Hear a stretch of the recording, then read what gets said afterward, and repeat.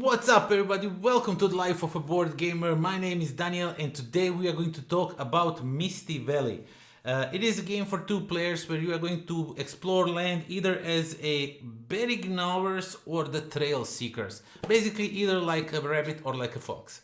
So yeah, this is as I said, two-player game about land exploration, and you're going to try and outsmart each other and see whoever is the best explorer, so to say.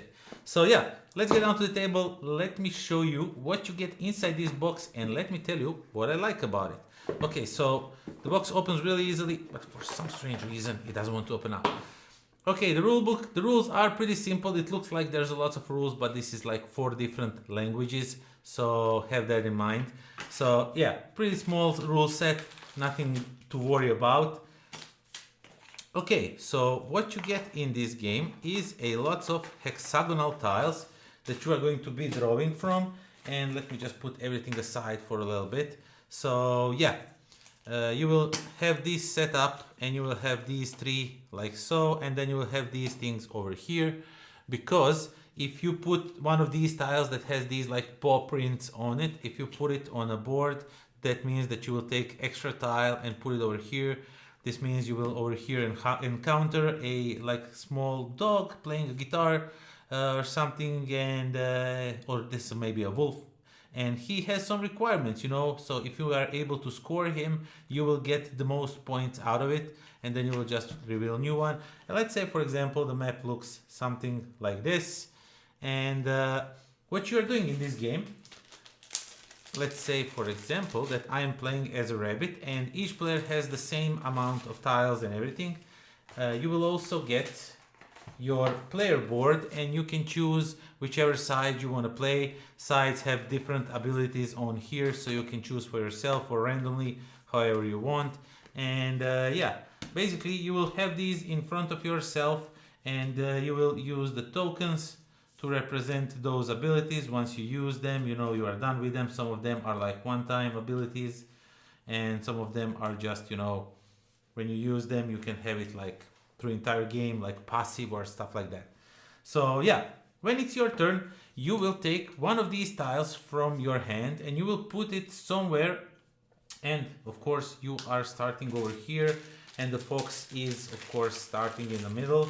Let's just take them out aside over here, but I'm just going to quickly show you how the game works. I don't want to go like too much into details. So yeah, if I play something like this, now I control this tree with the three rabbits, which means this one is mine. But let's say for example that fox now plays, or the wolf, not sure what it is actually, and let me find another one. Okay, so this one with the 3. So let's say for example that this one puts his tile over here, and he can also move his wolf over here, which means he will automatically take control of this tile. But immediately when this one moves, nothing will happen because it's a 3-3, which means that I as a rabbit, for example, should bring another 1 or even more, for example, maybe like this, you know, then I flip it on my side, and you are going back and forth playing tiles. But the thing is, you either play this tile from your hand to take control, possibly take control of something, or you can play one of these tiles on the board, you know, and set yourself up, for example, like this, you know, for the future, maybe overtaking, or of course maybe the fox decides, listen, I really want to have this one, so I'm gonna outpower you here, and then I'm saying like, okay, no, I need this one really bad, you know, because my goals and everything. So yeah, and as you are going back and forth, the end of the game will be once all the tiles are spent, or there's no more of these tiles to be placed, and then you will proceed with the final scoring, and whoever has the most points is the winner. So in essence, the game is pretty simple. You either play a tile from your hand, or you just play a tile that is offered, you know, to expand the board a little bit.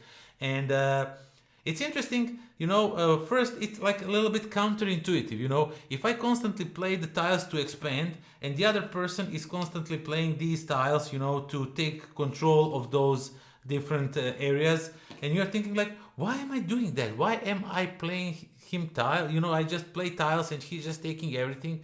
Why should I do that? But there is a thing to it, because sooner or later they're going to spend their tiles, or they have fewer than you. They will have fewer options, fewer possibilities, and now you have more possibilities to take control of different things. You know, you can maybe put your rabbit somewhere, and you know it kind of I mean, rabbit, you're like a main character. You can put it somewhere and you can hold off something, you know, until the very end, maybe give it up at the end to take something else that they really didn't look at. So this one is very valuable. And yeah, the scoring is that you want to have as much of the same territory as possible, and you really want to fulfill all of the needs of those guys that ask for these things. You know, you really want to fulfill these, they will bring you lots of points. But yeah, as I was saying, if one player is constantly playing tiles from their hand and you are constantly playing these tiles, sooner or later that person will regret it. We tried that, it didn't work. At first, it sounds logical, you know, to do something like that. One player just expands the board, does nothing, and then you just come here and like, it's mine. Take it over if you want to. And then you say like, okay, but I will play this one, and then he goes and take that one. It doesn't work. I don't know how to explain you. First, when you see this game, you are going to probably think about that. Why should I play these tiles?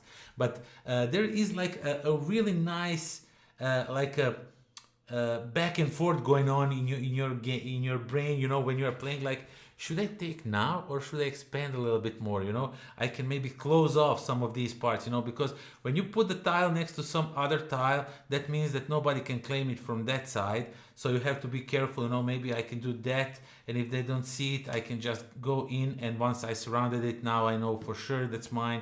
He can take it any way possible. Of course, there are special abilities that I hardly mentioned. There are special abilities that let you, of course, switch the tiles, you know, add some extra stuff and all that. There is also a small expansion that adds like these trees and wall, like flowers and walls, so you can like close off parts of the tiles. So when they get to them with their tiles, with your, I mean, rabbits or foxes, if you get next to them, you can take them. So there's also that little small expansion, which I think you should include from the start of the game. But yeah, overall, this game is really nice, back and forth, you know, thinking when should I do and what should I do. So should I expand or should I go and try and grab that tile, secure it for me, because I don't know, in the future I might not be able to secure any more trees, which means it was futile to spend all these great, because you don't have that many of your army, so to say, on the tiles. You know, you have these like 2 and there's nothing over here, so you can't take anything from these sides, you know, so you have to be really careful where you want to spend your army and how. So overall, this is such a nice little fun game. It's much more strategic than it looks. It looks like, oh, that's just a cute little game, two-player game of, you know, animals fighting, exploring in a forest. But this is a way more strategic game than it looks, definitely.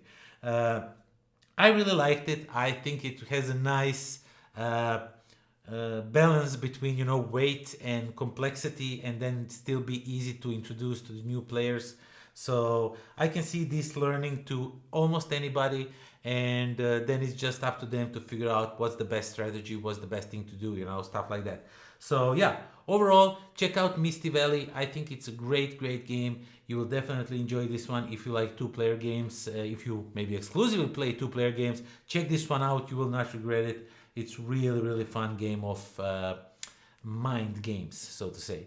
So yeah, that is that. Thank you all for watching. Thank you for subscribing. Thank you for spending all your precious time with me, you know, for supporting me on Patreon, for likes, for comments, for all of that. I truly appreciate it, because it helps this channel grow in so many different ways. And yeah, that is that. Until next time. Pozdrav. What's up, everybody? Oh, that was too loud. Open them like this, and once you take these tiles and put them over here, you will also, because they have these little trails, you will get to stuff. You will get to stuff.